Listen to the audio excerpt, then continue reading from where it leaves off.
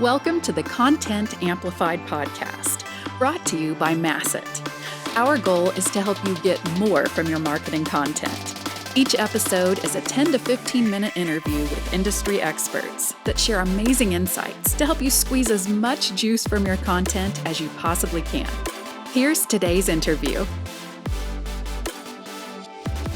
This is part 2 of this episode. So if you haven't heard the first part, go back to yesterday's episode and listen to part 1, but enjoy part 2. Okay, I'm going to throw you a little bit of a curveball here because I'm really fascinated with your response. I have worked in many businesses where marketing will have a project management system. They will have adopted it. They're using it really strongly, but engineering uses a different, and customer success uses a different system and things of that nature, and they don't play nice together. What are your thoughts on the need for the entire business to use the same project management software as opposed to just single departments using their favorite tools? Do you have any opinions on that front or advice? Absolutely. I think what you're describing is what I call individual or team-centric workflow architecture. And that's why I'm advocating for something called deliverable-centric workflow architecture that is agnostic about who the individual or team is that's touching the deliverable. Sometimes there's not much you can do when, departments have standardized on their own project management tool. But within marketing, whatever tool that you have, if it's configured to be deliverable-centric, then when you're interacting with other departments, it's the deliverable that's the focus of the project management tool. You can't really have any jurisdiction over those other departments as to how they use their tool. But since you're being held accountable for the deliverable, that's what your project management tool should be focused on. That makes a lot of sense. Okay, so I'm convinced I need to implement more of these workflows. I need to do that. What are some common mistakes that a lot of people go through when implementing a new marketing system and workflow? What are some common mistakes that I can avoid or anyone can avoid kind of stepping into this side of things? I think the most common mistake is diving into the implementation before having a clear game plan of what you want the solution to do, what you want it to integrate with, and what kinds of reports you want to get out of it. Failing to plan is planning to fail, right? I'd say another common mistake is not having your marketing processes documented properly before even trying to incorporate a workflow management solution. So step number 1 there is to first inventory all your processes associated with creating a deliverable. It's up to you to decide what counts as a deliverable, but generally it should include any physical or digital object that marketing produces for a stakeholder. So an advertisement, a blog post, a data sheet, a solution brief, a white paper. All those are example deliverables. Once you have all your processes inventoried, the next step is using a RACI matrix to break down each step of a given process and map out its stakeholders. You can do that easily in a spreadsheet. And by the way, for anyone not familiar, the RACI in RACI matrix is an initialism that stands for responsible, accountable, consulted, and informed. It's a popular project management method for mapping out who's involved in a process and how. I won't dive any deeper into that, but suffice it to say you should have all this documented before beginning to implement a workflow management solution. And then another mistake would be not taking advantage of a project management tool's capability to let you do things in a better way. So documenting the steps in the production process for every one of your deliverables is also an opportunity for process improvement by adding, changing, or deleting steps that could make things better.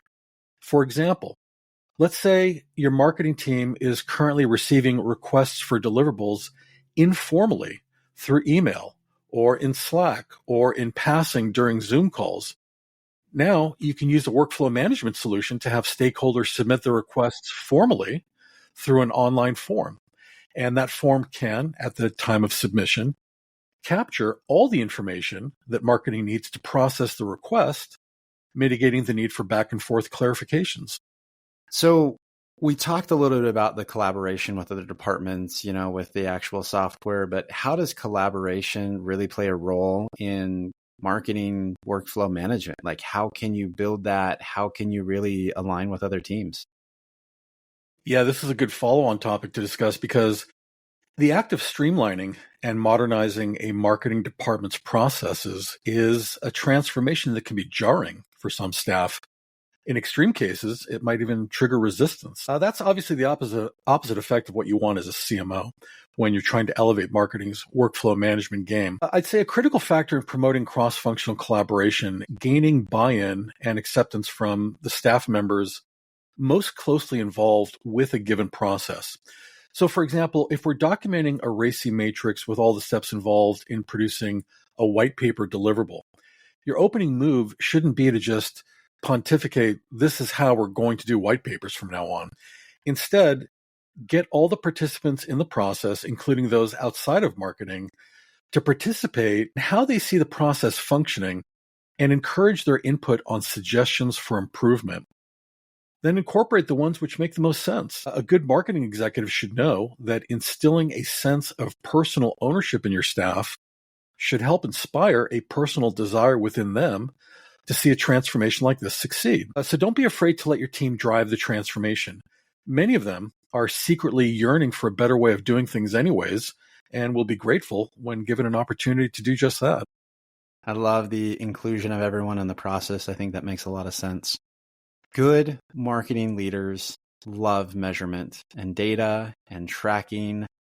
They are so good at it. I think that's what really separates a lot of really powerful marketing leaders from others. So looking at this, implementing marketing workflow management, how do you measure success? Great question. I think that really boils down to just a few metrics: on-time delivery percentage, capacity utilization, and customer satisfaction score. So, we'll tackle each one of them one at a time. On-time delivery is pretty straightforward. If a salesperson needed a use case produced for next Wednesday's presentation to a client, did we get it to them on time? How often is marketing getting things delivered on time as a percentage of all the requests we receive? Can we compare that to what our on-time delivery percentage was before streamlining marketing's workflow management? If so, hopefully we've improved it. Capacity utilization is another interesting metric that becomes available once you have a tool in place to measure everyone's workload. You don't want people overutilized, meaning working more hours than they should. And at the same time, you don't want people being underutilized by not having enough on their plate. So ideally, with workflow management, you'll gain the visibility needed to smooth out the differences so nobody's overworked and gets burned out. And then finally, with customer satisfaction score, that's a commonly used metric these days, thanks to the rise of customer success. And I think marketing and really all departments within an organization that have internal customers should apply it. Take a temperature reading of your internal customers and ask them how you're doing, and then try to continually improve upon that. I love that. I love getting that satisfaction score internally. I think that's really cool. And honestly, I haven't really done that before. I think that is a process that should be implemented across the board. I think that's a great idea. So when we look at workflow management and building processes into a system, a lot of times people are hesitant because it avoids the last minute or opportunistic opportunities, some of that agility to really be fluid in what you're doing. So again, with the spectrum of that, how do you really scale the operations and the processes while still leaving room for those last minute opportunities and having some flexibility in the process? Yeah, balancing agility with scalability. Up until now, I've talked a bit about having standardized processes being a key to workflow management. And standardization is also the foundation for scalability, because when you have all your steps clearly laid out, it becomes much easier to expand your team and take on more work. But there are other benefits that standardizing processes into a project management tool can deliver, which help a CMO maintain agility. For example, if each deliverable marketing produces has its unique sequence of process steps documented and tracked within the project management tool, a marketing department, and really an organization as a whole, can gain preservation of tribal knowledge, so that when a staff member leaves, the marketing team's process know-how doesn't walk out the door with them. If you're too reliant on one person who's the only one that knows how to do something, it's kind of tough to be agile. I think also by documenting process steps in a project management solution, Marketing gains an additional tool to help in onboarding new staff, and very importantly, cross-train existing staff. When multiple people on the team can carry out the same task, that contributes to departmental agility. And by the way, process standardization also benefits staff members because they no longer need to memorize every single step for a given deliverables production process. And that reduces potential for process missteps or steps being missed altogether because they slipped someone's mind. So this approach not only uplifts marketing's agility, it increases its resiliency. Now, sometimes, though, a new type of request comes over the transom that marketing hasn't tackled before, and it has to quickly adapt. If you have a process-driven department with cross-trained staff that are focused on customer needs, you've already got the agile framework in place needed to swiftly deliver on first-time requests. So the key strategy here for a CMO is not just to streamline a department's procedures, but to transform its mindset. I think that's powerful. I love that mentality and the flexibility to create the process as it comes up and how a good system can really adjust for that. So we're coming close to the end of our time, but quickly before we do, another quick question. Someone listening to this, they're convinced, okay, we need some more workflow management in our lives. We need to implement this. We need more of a process. How do they get started? Where do they go from here? What do they do to kind of kick off the ball? I would say embrace the idea of a deliverable-centric workflow architecture as opposed to an individual-centric or team-centric approach. Make the deliverable the primary focus of streamlining your workflow. That's number one. Next, inventory all the processes in marketing associated with producing a deliverable, then document each one with a RACI matrix. Keep in mind one of my favorite sayings, that the biggest room in the world is the room for improvement. So take advantage of this documentation phase to improve your processes and leverage the capabilities many project management tools provide these days to do things you're not currently able to do. And very importantly, remember that your staff often have a wealth of ideas on how to improve things. Take their insights into account and give them a sense of ownership over this game-changing transformation you're implementing for marketing. Love it. And Guy, this has been amazing. There's been so much good information here.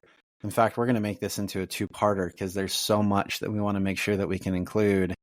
But anyone listening that wants to reach out and connect with you and learn more about how to do this in their own jobs, how and where can they find you?